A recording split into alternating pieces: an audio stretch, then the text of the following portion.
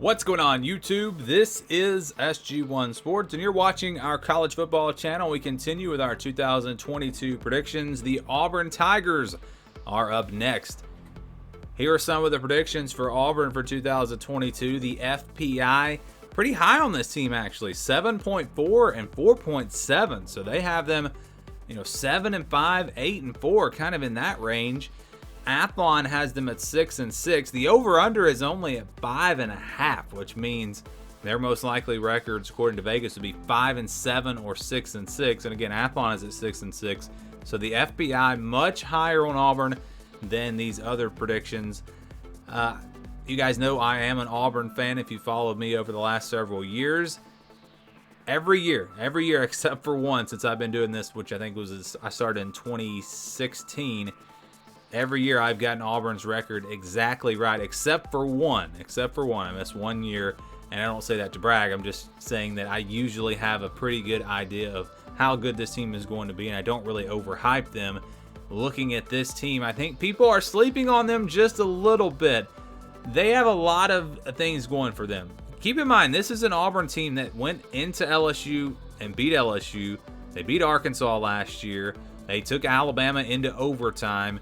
I know they had all the off-the-field distractions with Brian Harsin and all that in the offseason, and some people thought, without Bo Nix and with all that stuff going on, Auburn just this season is going to be a disaster. Brian Harsin is going to be fired, and there are a lot of people that feel that way. But when you just look at the roster and what they have coming back, they have all 5 starters back on the offensive line. That is a lot of years. That is what tells the story for Auburn. It's all about that offensive line and what they have coming back, and they have everyone coming back. So that's a check mark. They have 2 of the best running backs, or one of the best running back duos, I should say, with Jarquez Hunter and Tank Bigsby back there at running back, really in the country. They should be able to run the football. With the running backs they have in the offensive line, they should be able to run the football. They've added some receivers in the transfer portal. You've got 2 quarterbacks that have starting SEC experience in TJ Finley and Zach Calzada. One of them could emerge and be pretty good for this Auburn team. And I think defensively, they'll be pretty good. They won't be Georgia good. They won't be Alabama good, but they'll be solid on that side of the ball. So again, there's a lot going for them. A lot to make you think that Auburn could have a pretty good team this year. The schedule, though, is brutal. And here is that schedule. I think it's the toughest in the country. They start with Mercer and San Jose State. So they do get 2 pretty easy games there to get started. And I think they will win both of those games. So I've got them starting off 2-0. Before playing Penn State. Remember, last year's game against Penn State was really a close game. I mean, Auburn had their chances on the road to win that game. This is a Penn State team that I think is going to be pretty similar to what it was last year. I think this Auburn team will also be about as good as they were last year, so it's a similar matchup. But the difference this year is home field advantage goes in favor of Auburn, and I think that'll be the difference. I'm going to pick Auburn to beat Penn State, and I think they get off to a great start. Remember, last year, first half of the year, this team was looking pretty good, and then they kind of didn't do so well down the stretch. But a 3-0 start for them. They play Missouri next on September the 24th. This will be another home game for Auburn. Missouri's a team that I'm not really expecting a whole lot from this year. Plus, you got home field advantage there for Auburn. Their first 5 games all at home, and I think they will win this one to improve to 4-0. I just think they're the better team. And again, home field advantage may be the difference to put some separation between those 2 teams. And then you have LSU coming up next on October the 1st. This is a tough one for me. You've got revenge factor for LSU. They want to go on the road and do what Auburn did to them last year, but it's not even the same LSU team. I mean, it's a totally different team with all the transfers, the new coaching staff. I don't really know that there'll be that much of a revenge factor in this game. Auburn is playing at home. I think LSU has a little bit more of a talented roster than Auburn. I think they are the better team, but there's just something about Jordan Hare. And if they get off to a 4-0 start, that'll make this game really, really big. The home crowd will be behind them. I think Auburn finds a way to get it done. I think they beat LSU again this year, and I've got them starting off 5-0. So 5 home games to start the season. I think they're going to win all 5 of them. Then they'll play Georgia on October the 8th. They'll have to go on the road for the first time. And how about that for your first road game of the season at Georgia? Yeah, I'm not giving them much of a chance in this game. Georgia, the better team, the deeper team, home field advantage, everything going in favor of the Bulldogs. Don't see this game really being all that close. I think Georgia wins pretty big and Auburn kind of gets woken up here. You know, you're off to a 5-0 start and thinking, hey, maybe this Auburn team, maybe they're going to be special. Maybe they're going to be a playoff team. Or, you know, I'm sure there will be some hype around them if they do start 5-0, but I think that all gets erased after they play Georgia. After that, they'll play Ole Miss on the road on October the 15th. Going to have to take on that high-powered Ole Miss offense. This should be a good game. I think it's one that could go either way. Auburn, one of the few teams to beat Ole Miss last year.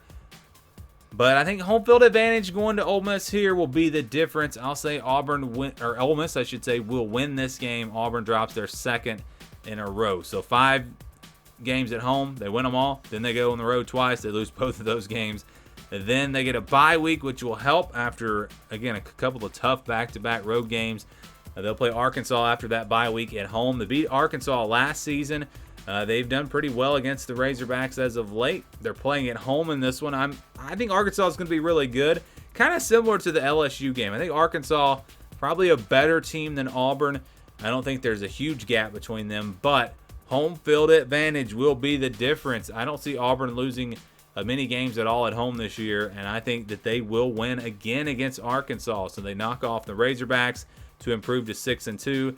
Then it's back to the road, and you'll notice a theme here. They go on the road to face Mississippi State, have to deal with all those cowbells and everything against a good Mississippi State team. Mike Leach has a good team this year. They're going to be able to score points. They've got a lot of experience, a lot of production coming back, all of that, plus home field advantage. I think Mississippi State knocks off Auburn, and that'll put them at 6-3. Texas A&M, can they stay undefeated at home? This will be a tough test. And when I look at these two teams, Texas A&M is a team that you don't want to play late in the year because they're going to be really young this year, but they're going to be talented.